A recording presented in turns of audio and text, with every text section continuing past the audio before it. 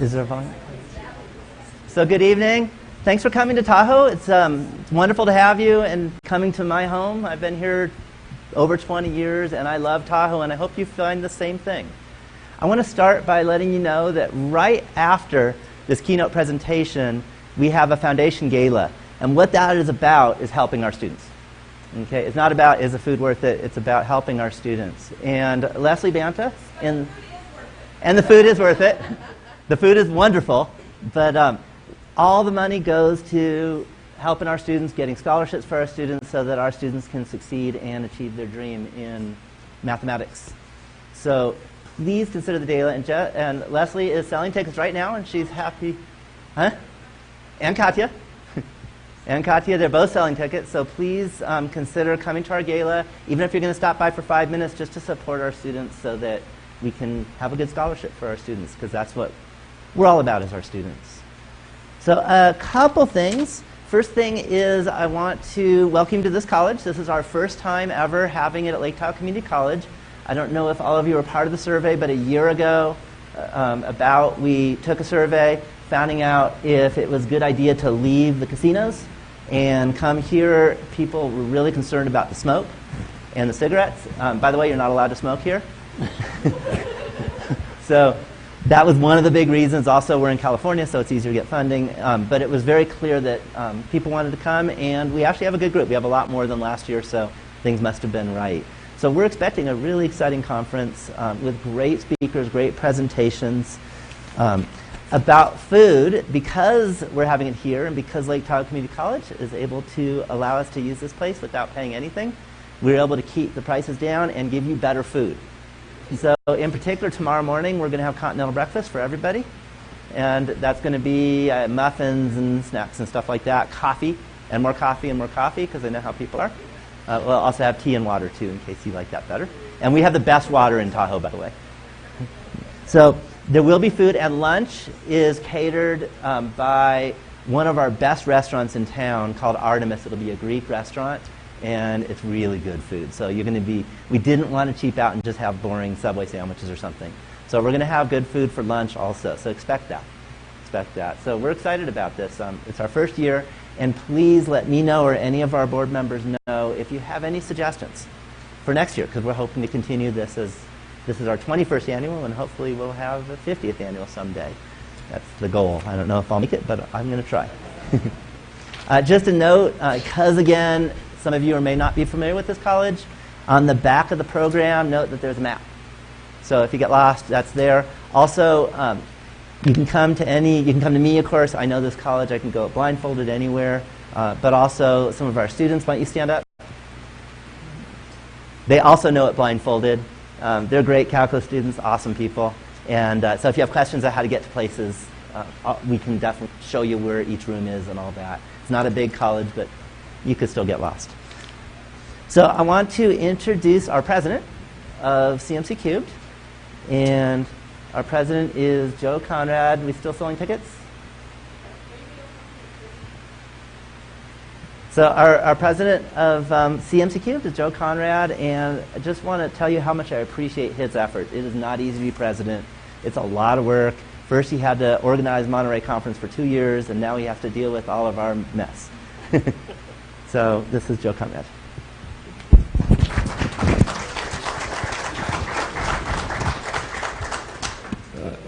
Thanks, Larry, but I have to give kudos to Larry as well, because he's almost single-handedly put this together here at his college. We were in a nice groove where we've been for 20 years, and to change up something like that requires a lot of logistics, planning, and thinking about it, and I'm just really excited about this weekend. And this here for Larry, and give him a hand too.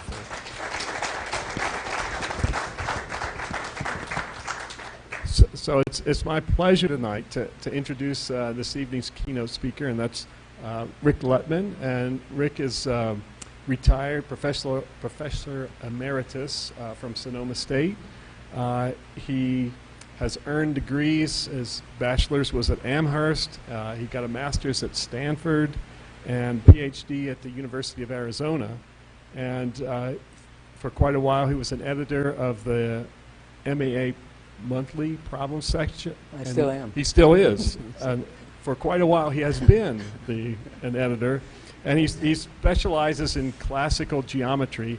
And he'd like us all to know that this talk has been posted on the, along with several of the other talks that you'll hear tomorrow. The slides have been, and notes have been put on the CMC Cubed conference website. So there's no need to take notes, no need to stand up and take pictures of the slides. They're all there on the web, all ready for you to get. So with no further ado, let me have Rick take over. Thank you, Rick.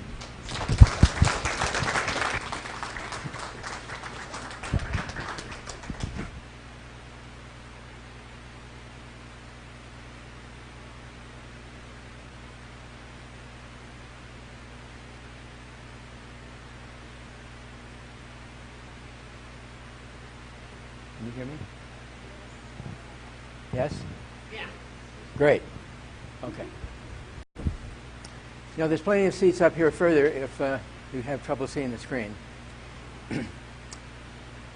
Well, good evening, fellow mathematical recreators. Thank you for coming in here tonight to listen to me instead of being outside watching the sunset. I'm sure it's going to be very nice. It was a beautiful day, unlike last year.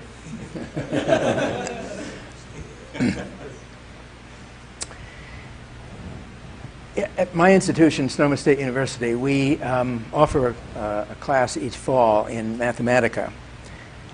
And then we reserve a spot in our spring colloquium series for students to present their projects. Well, several years ago, one of my students, Gabe McHugh, did his project on the game of Battleship. He wanted to use Mathematica to program the computer to play with him. He didn't mention anything during his presentation about strategy, so I asked him about it afterwards. And he said, well, to be honest, he was so concerned with the bells and whistles, like making the bombs sound realistic, that he didn't do much with the strategy. So I thought, well, you know, there's an opening.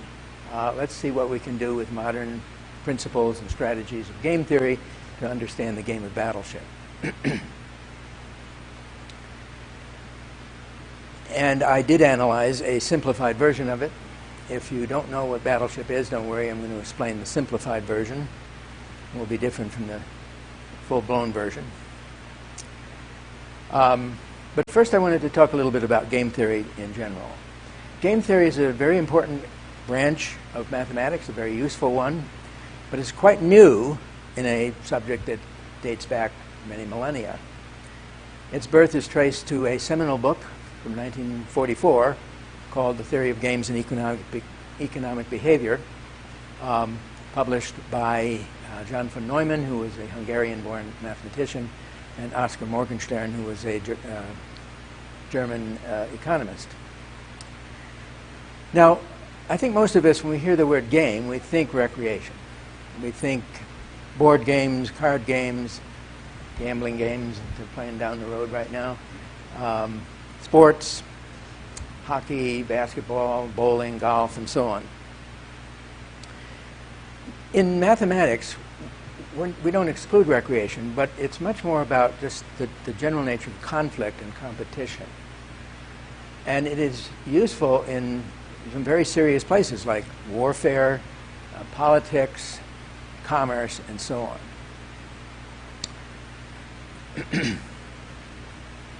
So in mathematics, we have a game when we have two or more parties whose interests are at least partially antithetical. Each party has to have at least two potential courses of action to choose among. When everybody has chosen, there's an outcome, and it has a certain value to each of the participants, which is called the payoff, which may be positive or negative, by the way. It doesn't have to be money, although it could.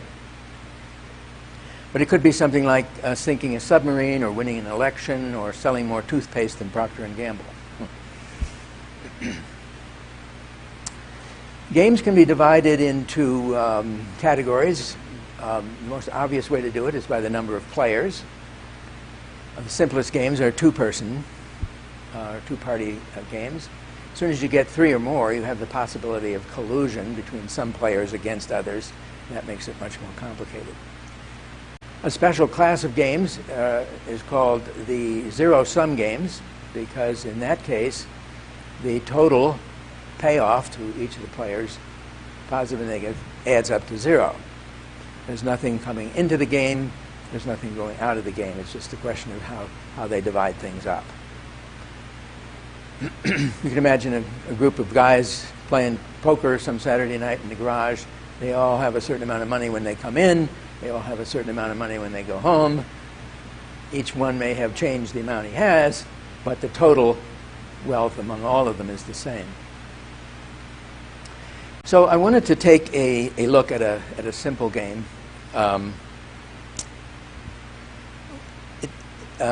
It's played between 2 people I'm going to call Rose and Collins. You got it? Okay.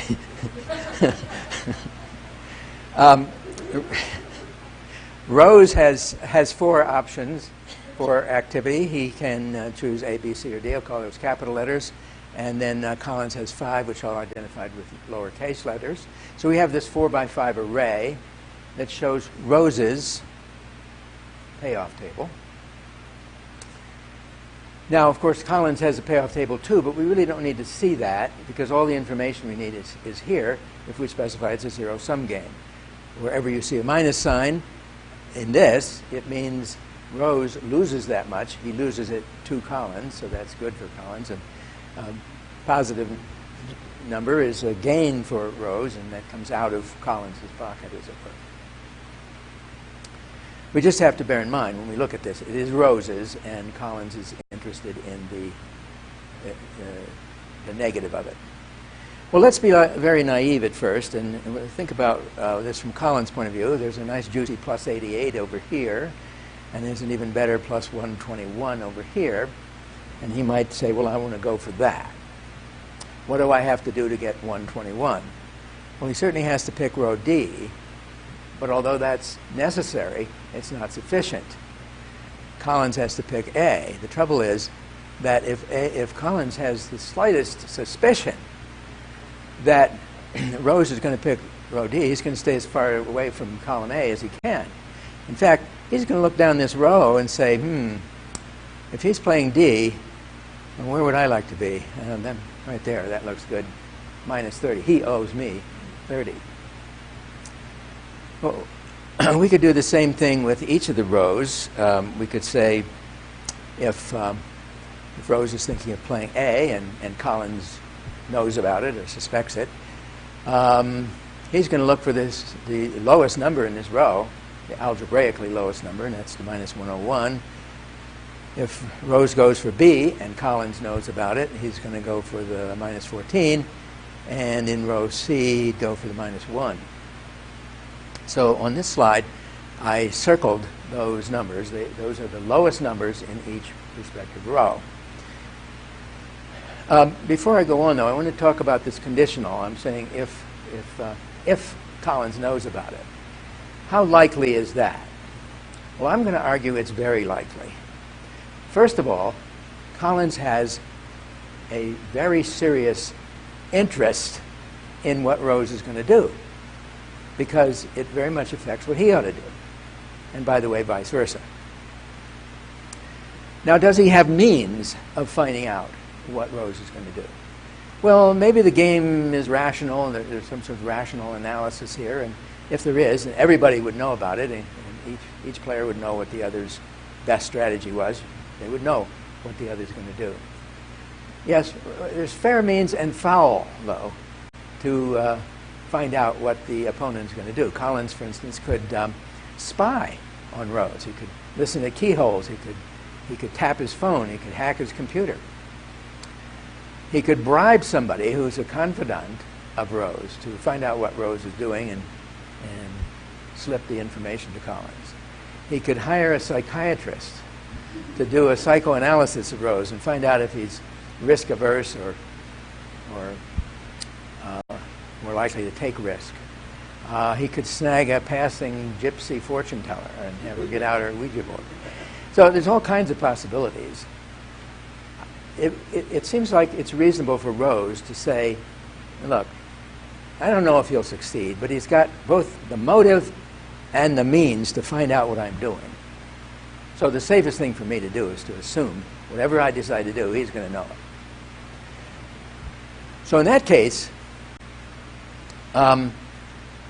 Rose now knows what is going to happen as a consequence of each of his choices. He's going to get what's circled in blue. Well, one of them is highlighted, and that's the one that is the largest of those row minima. We call it the maxi-min. It's the maximum of the row minima. The safest thing for Rose to do is to pick row C, because he can guarantee that he will never lose more than one. If he does anything else, he might do better, but probably not. He certainly could do worse. Well, we could analyze this game in a similar way from Collins's point of view. He's got 5 choices to make. Whatever he does, he better assume that Rose is going to figure it out or find it out somehow. And what's Rose going to do? Well, he's going to go down each column and he's going to find the largest number in each column. So on this slide, in red, I have circled the largest number in each of the 5 columns. These are the 5 columns. And so Rose has to figure, Collins has to figure, Rose will know this and will say, if he does this, like if he does A, I'll do D. If he does B, I'll do D, and so on. If he does E, I'll do B. So in effect, Collins knows what the consequence is going to be of each of his choices. So the safest thing to do is to go with the largest one of those. That's go with the smallest of those numbers, the mini-max, the least of the column maxima. Now I have a red circle and a blue circle superimposed here. That means that element right there, the -1 in row C, column D, is both the maxi-min and the mini-max. It's what we call a saddle point. Right? Because it's red, it's the greatest in his column. Because it's blue, it's the least in his row. And you think about a saddle, the place where the person sits is the lowest point on a front-to-back axis and the highest point on a side-to-side axis. Because of that element is very, very important here. It gives the game a kind of stability. If Collins picks row C, and if Rose picks row C, and Collins finds out about it, he's going to pick column D, and there'll be this -1. Now, Rose can figure that out. Is he going to want to change his mind? No, because that is also red. Row C is already Rose's best response to Collins's best response to row C. And the same is true in the other direction. And in fact, look what happens if we think about any other possibility. For instance, suppose Collins thinks he might go for E. Well, if Rose knows that, he's going to look down here and see the red 88. But then Collins says, wait, I changed my mind. If you're going to do row B, I'm going to go over here to column B. And then Rose will say, no, wait, I'm going to change my mind. I'm going to go here. And then Collins will say, no, wait, I want to go here. And then Rose will say, I want to go here. And then Collins will say, well, that's okay.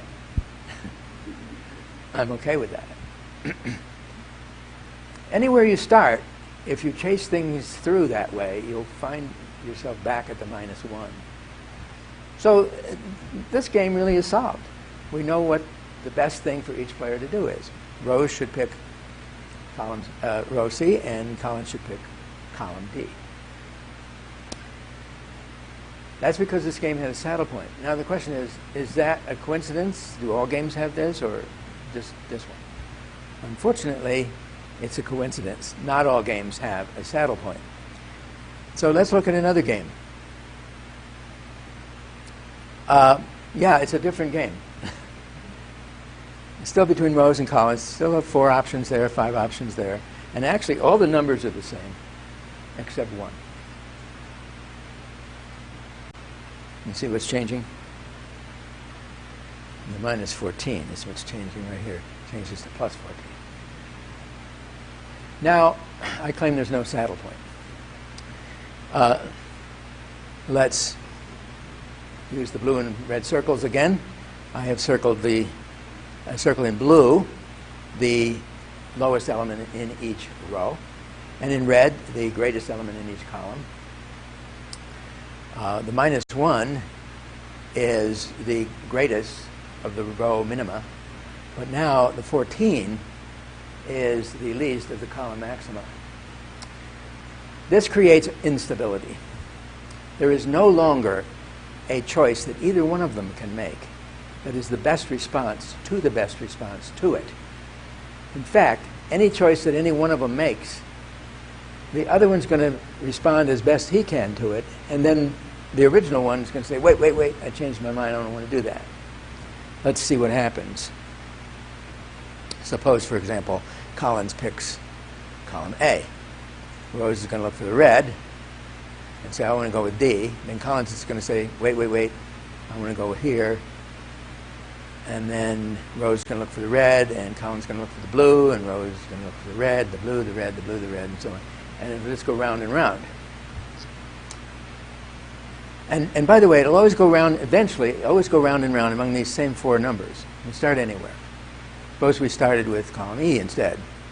We go to the red, we go to the blue, we go to the red, the blue, the red, the blue, the red, the blue, and so on.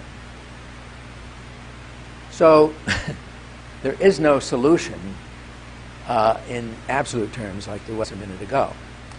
This is where we invoke the brilliance of von Neumann and Morgenstern. They said, why don't you use a chance device to decide between your 2 choices that you've been going round and round about. Rows, it's clear that you should be choosing either row B or row D, but don't make up your mind in advance. Use some sort of chance device. Roll dice or flip coins or something to decide. Then even you don't know until the last minute, so Collins isn't going to be able to find out what you're doing. And Collins could take the same point of view. He's got column B and column D as his 2, the cycle choices there, and he could just roll dice or something like that to decide what he wants to do. Now, if they're playing the game only once, we have to talk about probability. If they're playing the game repeatedly, then we can think about long-term fractions of the time that something happens. If, for example, the probability of Rose picking B is 1/3, well, that means when they play a lot of times that it's going to be B 1/3 of the time and D the other 2/3 of the time. Well, okay, so it seems like a good idea to do that, but having decided to do that, each player still has more to decide, namely, what is the probability going to be? How am I going to mix these strategies, and in what proportion? So, what happened here? My clicker isn't working now all of a sudden.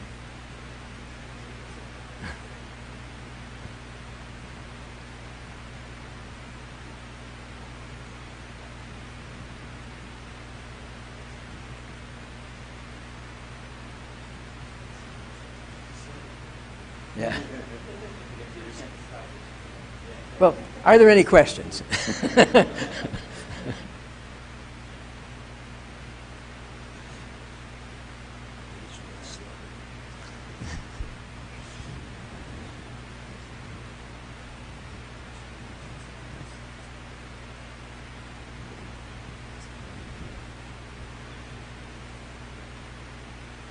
left 4 slides.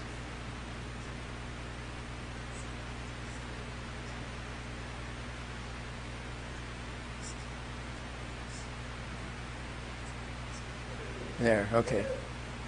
Good. Uh-oh. He's calling me. Not now. All right, so I boiled the game down now to just the two strategies that really are in consideration here, B and D for each of them. So let's say Rose is going to pick row B with probability P. We'll try to find out what we can later about what P ought to be. And that means 1 minus P of the time he picks D, or with probability 1 minus P. So what's Collins going to do about that? He could pick B, and then he'll get minus 53. No, actually, Rose will get minus 53 or plus 44. This P at the time, this 1 minus P at the time. So the long run average, or what we call the expectation, is this expression right here. On the other hand, if he picks D, he's either going to give Rose a plus 14 or a minus 30. This one P at the time, this one 1 minus P at the time, and there's the long run expectation. Well, we should graph these. See what these look like as a function of P. They are linear functions of P. That's good. Easy to graph them in straight lines. And in fact, we can see that when P is 0, we get this number. When P is 1, we get this number. So there's what happens with Collins choosing B as a function of Rose's choice of P. And the other one looks like this. Shut up.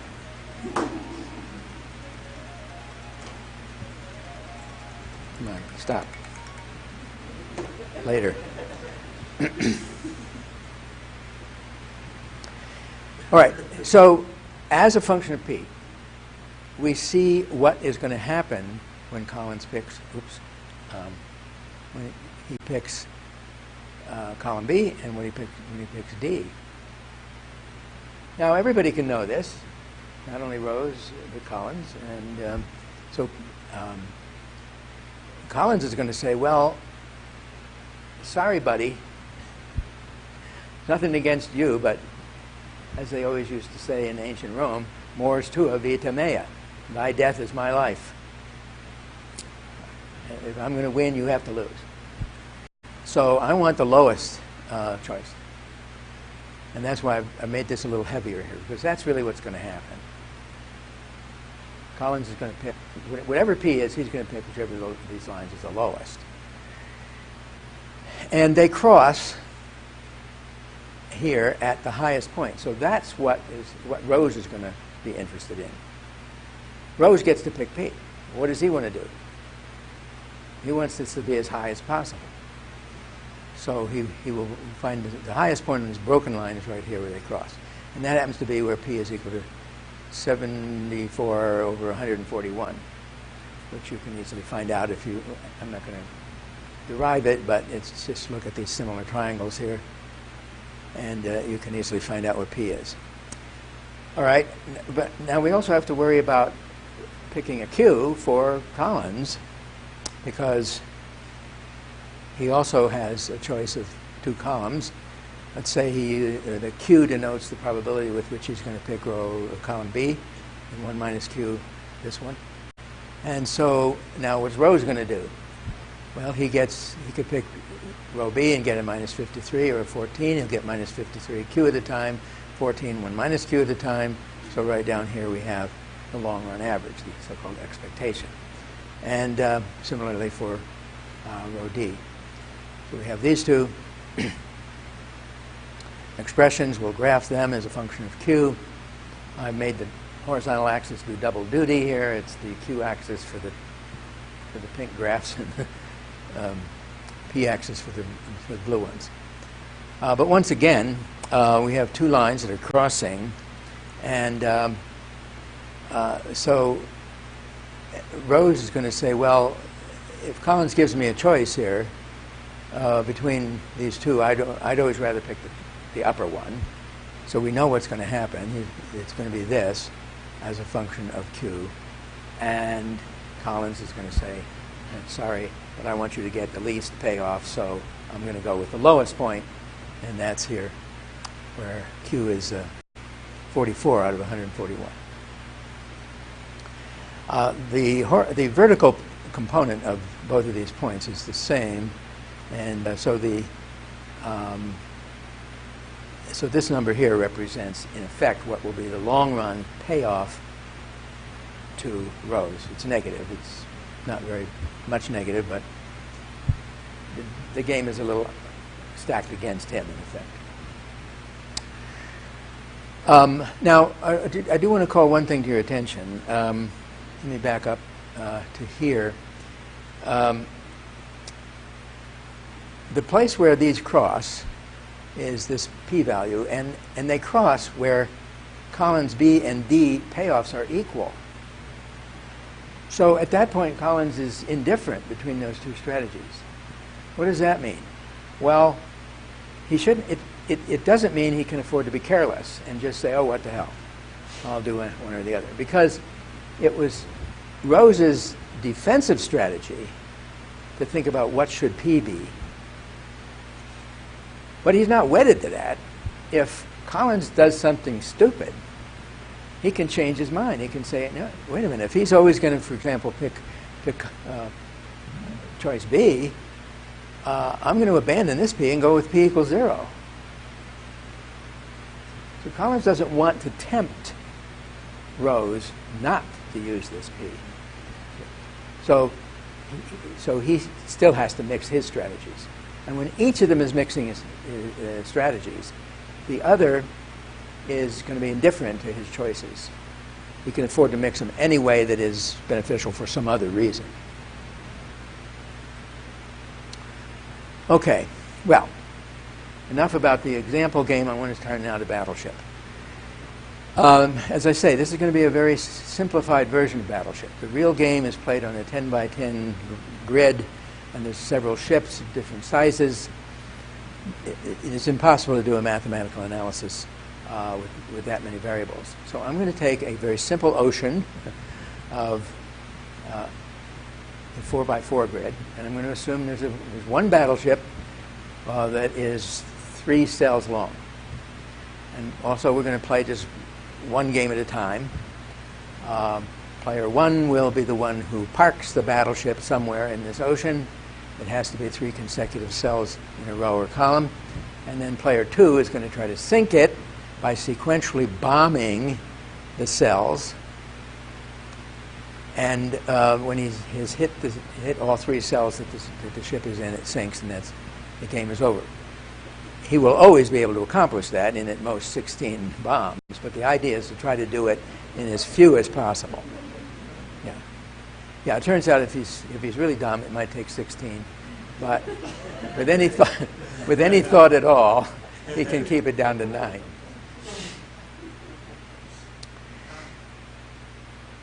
So first of all, when in the real game, there's really 2 games going on at once. Each player hides ships, and each player tries to bomb the other ones. But it's really 2 separate games. It's almost like when you go bowling, or golfing. You're not interfacing with your friends. I mean, maybe you went because it's social, but you could play by yourself. It's not like tennis, where you're actually interfacing with your opponent.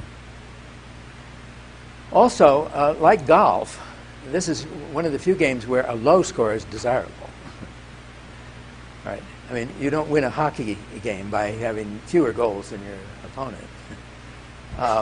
Here, the idea is to sink the ship in as few bombs as possible. That's the goal.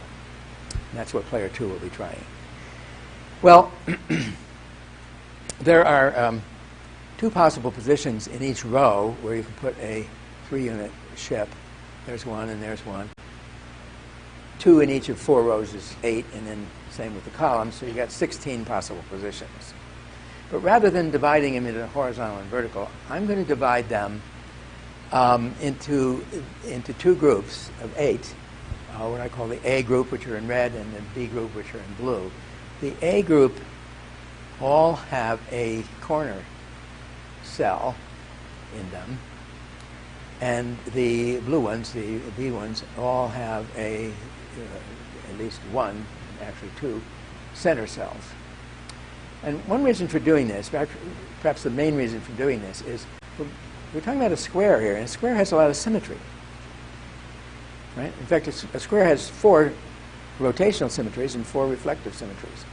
And if you were to take a position like this one up here and perform those 8 symmetries on the square, that position would be carried into each of the other red positions.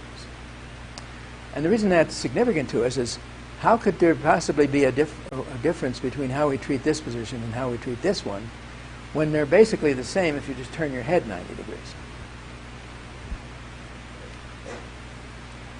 So player 1's going to have to decide whether he's going to park his battleship in a red zone or a blue zone. Once he decides that, he should treat them all equally and use equal probability to pick one of the red ones or one of the blue ones. He could do that by, say, flipping a coin 3 times and having some rubric to turn that into a choice, a specific choice of one red one or one blue one. But he has to decide how he's going to divide up picking an A or a B. So let's say little a is the probability of picking an A, and then little b is the probability of picking a B, and A plus B must be 1, as always in probability. Now, from the player 2's point of view, he's bombing cells. The cells also fall into different categories. I see 3. One of them is the corners. There's 4 of them. They're all alike. They each contain or belong to 2 red positions. Then there's the center cells, of which there's 4.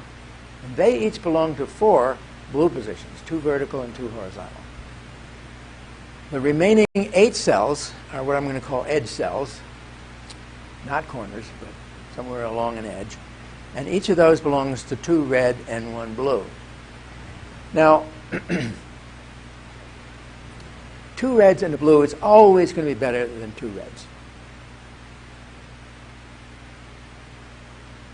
Right? I should mention, by the way, that when player 2 engages in this sequence of bombings, we really should divide it into 2 episodes: search and destroy. Search is he's bombing, trying to find out where the ship is located, and he might miss a lot, but all of a sudden he hits it, and then he moves into destroy mode, and that could happen early or it could happen later. But, so during search mode, I claim he should not bother with the corner squares at all, because he's always got more chance to hit something when there's 2 reds and a blue than when there's only 2 reds. Moreover, note that although a miss is a little disappointing in some sense, you do learn something, right? You've excluded certain possibilities.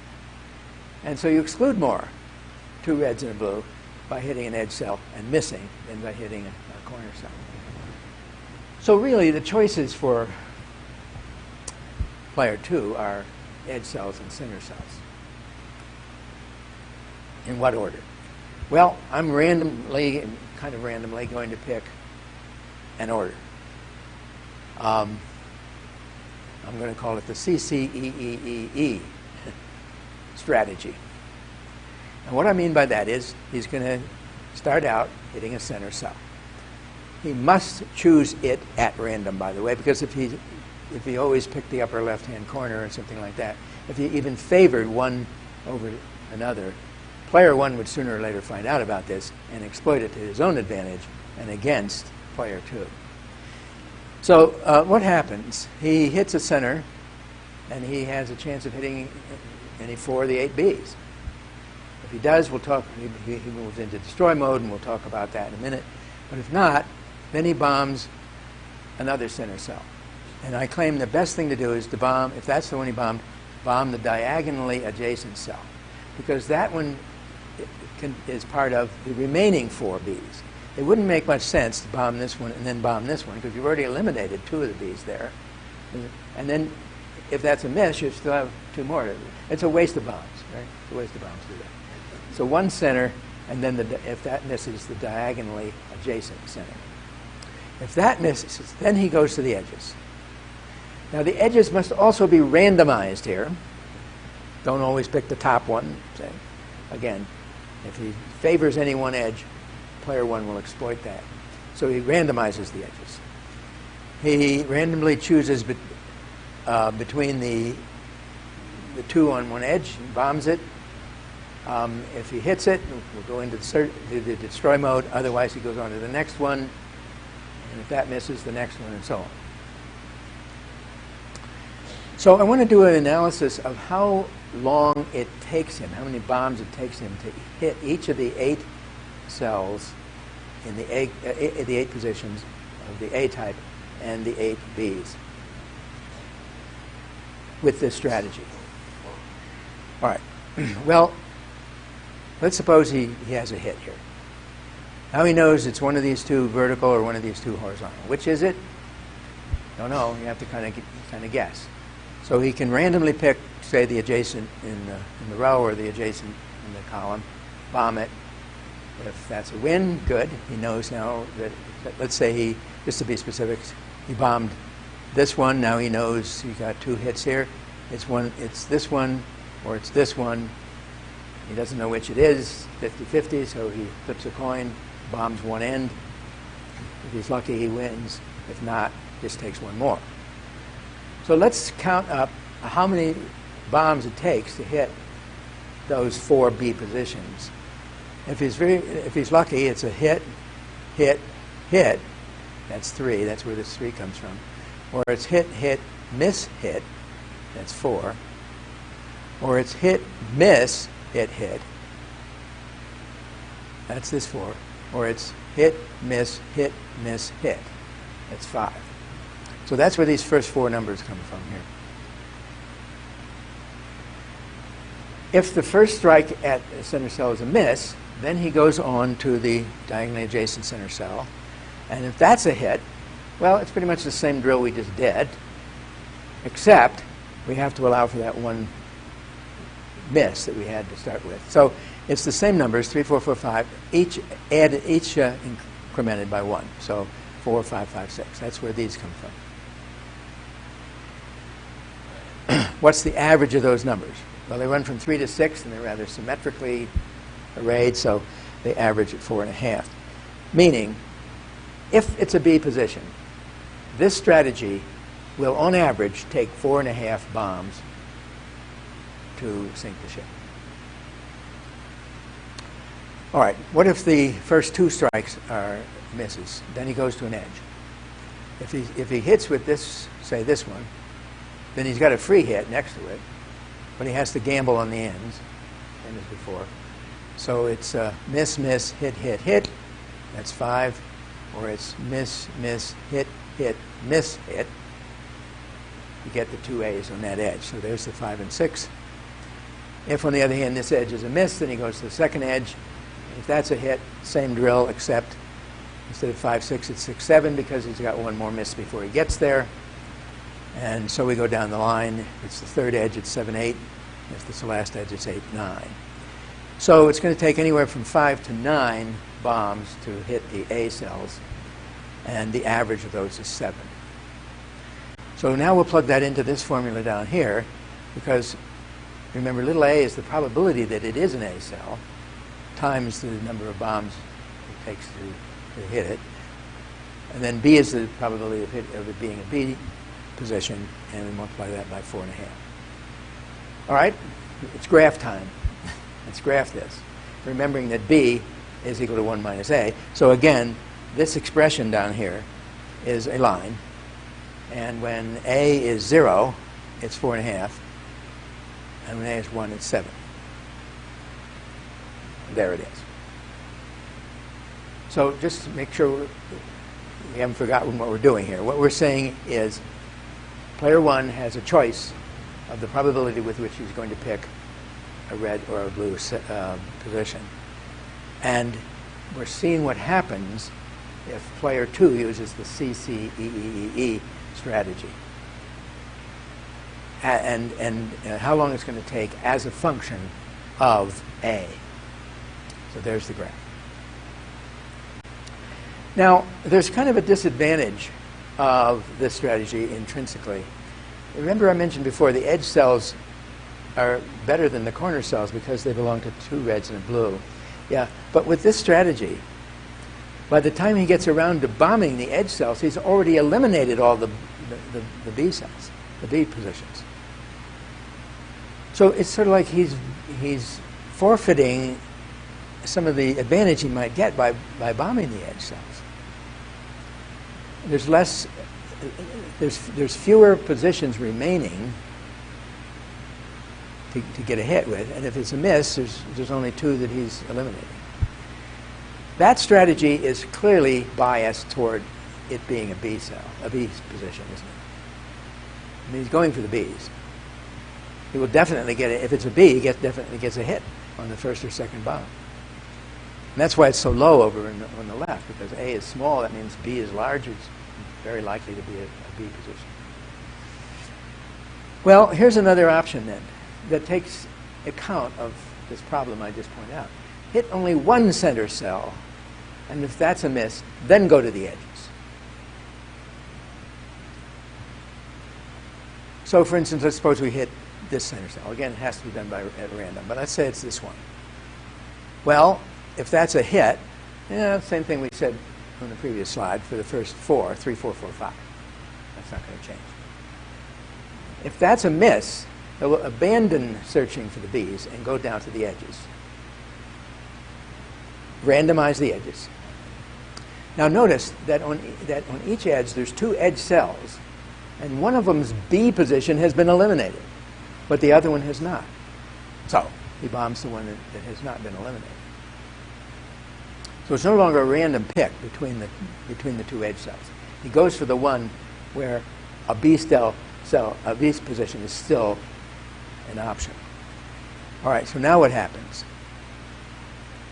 Let's say he's bombed here and that was a miss. So now he bombs, say here. And that's a hit. Well, he could bomb the one that's next to it and find out whether it's an A position. If it's not, he knows the B position. It's got to be the B position. He finishes it off in 3. But if this is a hit, then he knows it's one of the 2 A's, and he bombs one end or the other at random and either gets it in 1 or in 2. So what are we talking about here? Miss, hit is 4, or miss, hit, miss, hit is 5. And if it's miss, hit, miss, then he knows it's a B, so it's hit, hit. So that's why there's a 5 here. So it's 4, 5, and 5. And once we've done that, we can fill in the rest of the chart, because it was a miss on the first edge, but a hit on the second. It's all the same, except we have to allow for the 1 miss. So instead of 4, 5, we have 5, 6 here, and a 6 here, and then 6, 7, 7, 8, 7, 8. The A's run from 4 to 8. They average at 6. Now with the B's, it's a little trickier. The first 4 average at 4. These average at 6.5. So the whole row averages at 5 1/4. And we get 6A and 5 1/4 B. But I cheated on you because I slipped one past you. When player 2 strikes an edge, and it's a hit, he knows it's either one of the 2 A positions or the B position. The way I just described it, he's putting his eggs in the A basket. Right? He's going for the A. If that fails, then he knows it's a B. But why should he do that? Why not try for the B position first? He bombs, say, this edge, it's a hit. He could bomb here and see if it's a B. If it is, he finishes it in 1. Otherwise, then he knows it's an A, and he goes back over here. We really need to distinguish 2 sub-strategies here. Sub-strategy A, which is biased in favor of the A's, and sub-strategy B, which is biased in favor of the B's. So I already analyzed the A. What's going to happen with the B? Well, with the B cell, you get it in 1 fewer bomb, right? Because you don't waste a bomb on the edge looking for an A. You just go right straight for it. On the other hand, if it's an A cell and you bomb this B bomb this center cell looking for a B, and you've wasted that one. So under strategy B, the A cells, the A numbers here are all going to be one higher, and these 4 B's are going to be one lower. Well, that raises the average here to 7. It lowers the average here by a half, because it's only 4 of them out of the 8 that are reduced. So we get 4 3/4. All right, let's graph both of these. So I'm using a subscript on the designation CEE sub A and sub B. But notice that this one here, there's a problem here. It goes through 7, the same as this one did, but it goes through 4 and what was that? Anyway, it's a quarter high. It's 4 3/4. This was 4 1/2. It's higher here. So basically, this is higher than this one. This one here is higher than this one, all the way across. And that means it's a worse strategy from player 2's point of view. It's going to take him not much, but slightly more to get the ship sunk with that strategy. That strategy is dominated. We should just expunge it. It's not going to be useful. All right. Well, here's another variant. Third strategy we're looking at. Bomb the edges first. If they fail, then go for the center. By the time you get to the center, you've eliminated 4 B's. So there's only a need to strike one center. So now what? Well, again, randomize the edges. So pick your first edge, bomb one of the 2 cells, the edge cells there. And if you get a hit, well, again, you have sub-strategy A and sub-strategy B. Let's do sub-strategy A first. It's the same as it was before, except we don't waste a bomb on the center. So we have the same numbers we had before, except reduced by 1, 3, 4, 4, 5 here. And, well, I'm sorry, 3, 4, and 4 is what I want to say. 3, 4 for the A's and 4 for the B's. If that edge is a miss, we go to the second edge. Same things happen. Everything is 1 higher because we have a miss to account for. So it's 4, 5, and 5, then 5, 6, and 6, and 6, 7, and 7.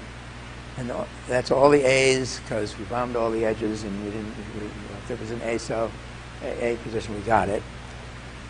And so let's see, from 3 to 7, the average is 5. Now, we have to think a little bit about what's left if we bomb all 4 edges and we have a miss. We know it's not an A position. It's one of the B's. But we've eliminated 4 B's along the way, too, so there's only 4 B's left. What do they look like? Well, there's several possibilities. 3, really. 3 essentially different possibilities. If on the top and bottom edges, the edge cells we bombed are in the same column, and the ones on the right and left are in the same row, then it'll look like this.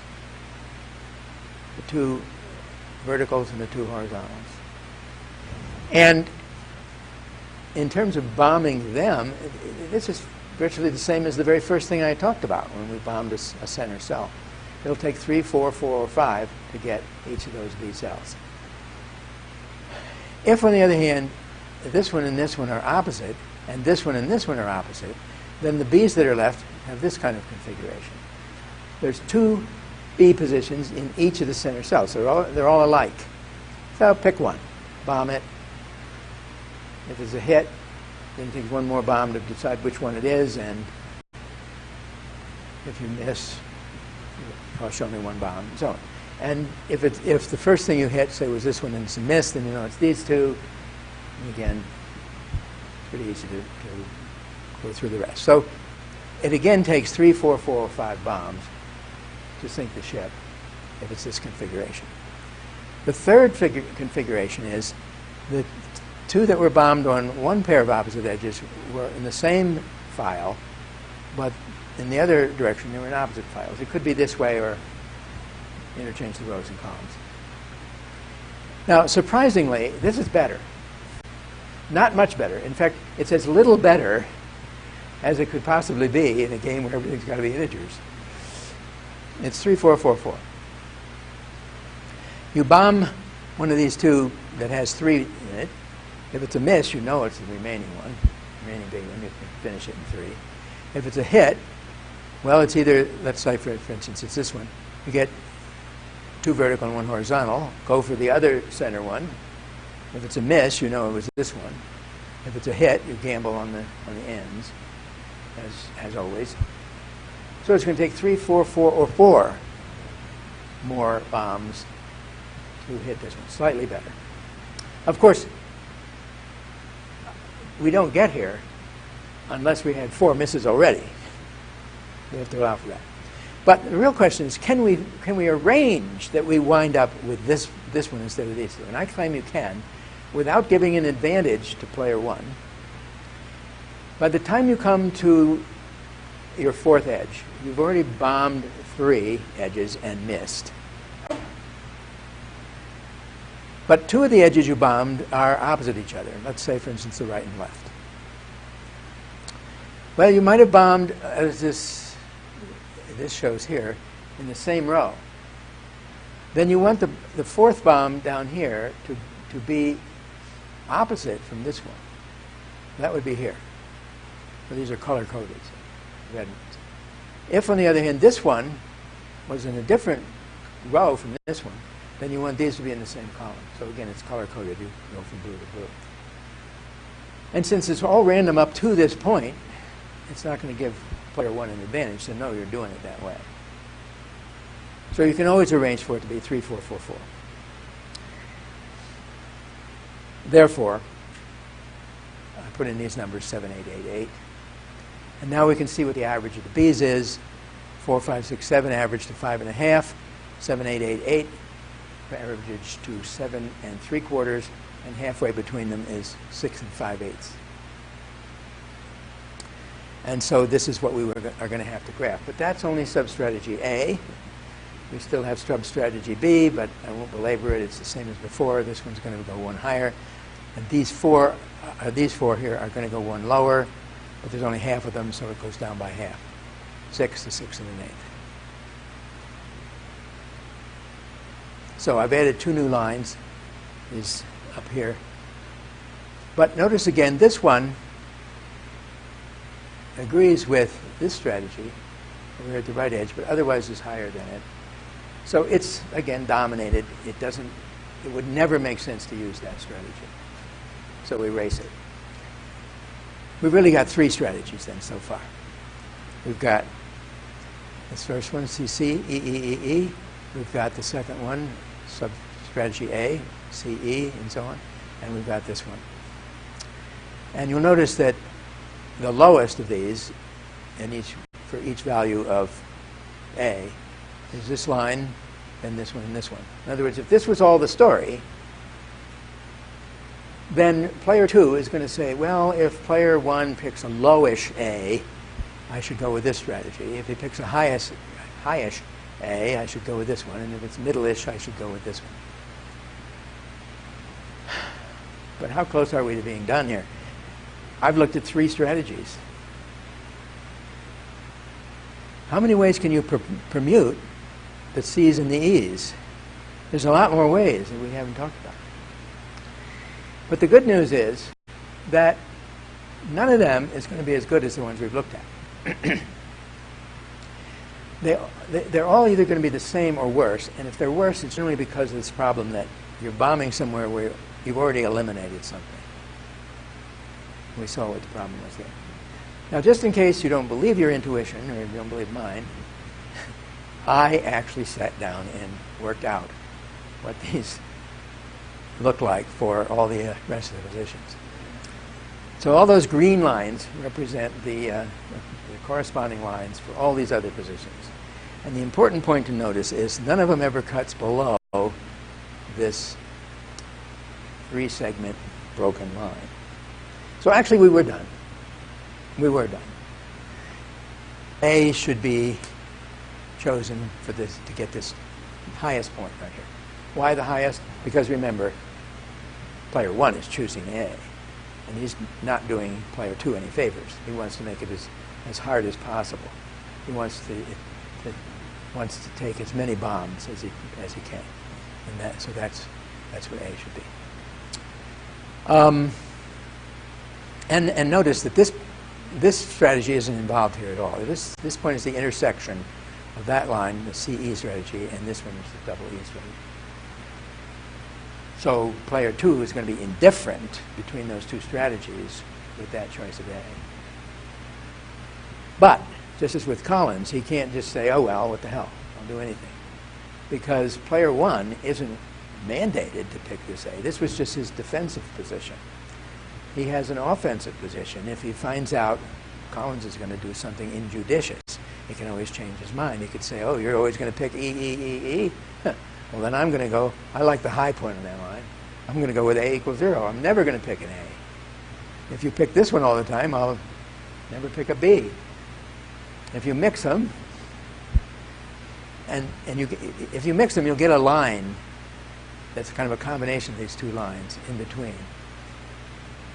But if it's going up, he's going to go to the right end. If it's going down, he's going to go to the left end. So what he wants to do is what player 2 wants to do is make it a level line. So with a level line, it turns out it's combining more of this one and less of that one. But you can also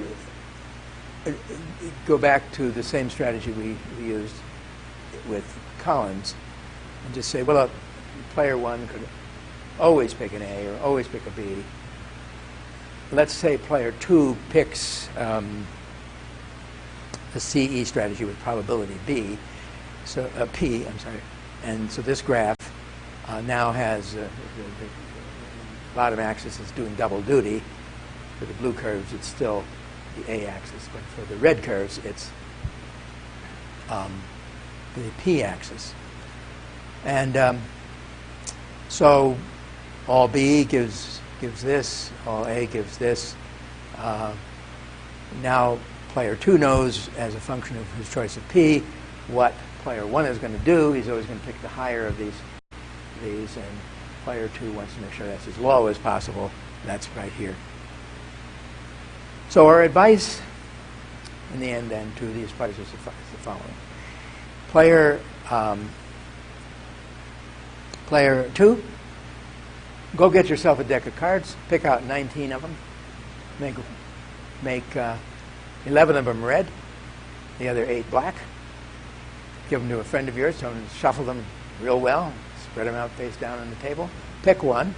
If it's red, go with an A position. If it's black, go with a B position.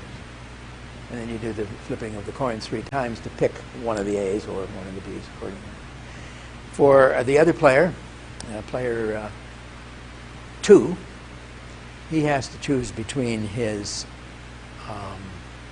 between this strategy and this one. P is the probability of picking this one. So we say to him, okay, 13 19s. Get yourself a deck of cards, pick out 19, make 13 of them red. You have a 6 black. Same routine about shuffling. And if it's red, go with the CE strategy. If it's black, go with the EE. And that's the best that each player can do. And it turns out the common value of these is 108 19ths, so which is about 5.68. That is the expected length of this game. It will take, on average, with each player doing the best he can, 5.68 bombs to finish. Okay. Gee, the color didn't come out on that, did it? That's strange. This is your homework assignment. I more or less arbitrarily picked a 4x4 grid to study. Why not a 5x5? Just make it a little harder. Well, if there were colors on here, I don't know where they went. There's positions like this one. There's 8 of them. There's positions like this. There's 8. There's positions like this. There's 4. There's 4 of these, 4 of these, and 2 of these. There's 30 positions altogether. This game is going to be considerably harder because instead of just being 2 classes of positions, there's 6. Now with the 2, we had to pick a probability for each, but they add up to 1, so there's really only one thing to choose. That's why we could work with the unit interval on a single line. But in this case, we have to assign a probability to each of those 6 classes. They have to add up to 1, so that takes 1 degree of freedom away, but there's still 5. That means you're going to have to work in the 5-dimensional unit hypercube. And that's just for player 1. For player 2, it turns out there are 6 kinds of cells.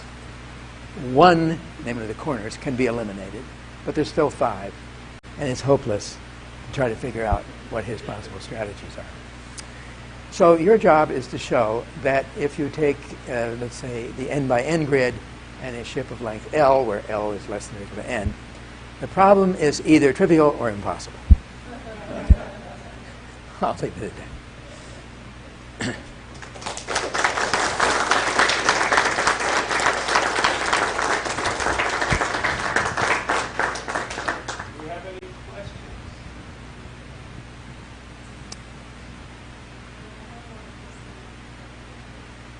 Well, as I say, you can make it L, and as long as L is less than or equal to n, it'll work. If L is equal to n, it's not so bad. And let me remind you, the slides and a 4-page essay that kind of summarizes what I said is available on the conference website.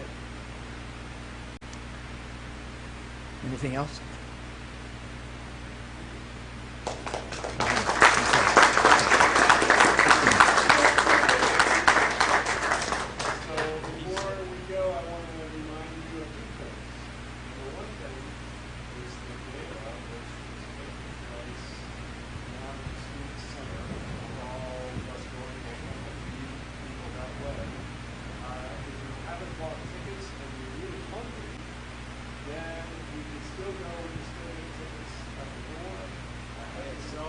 And Sean has some tickets right here. You can come right now, or you can come over there.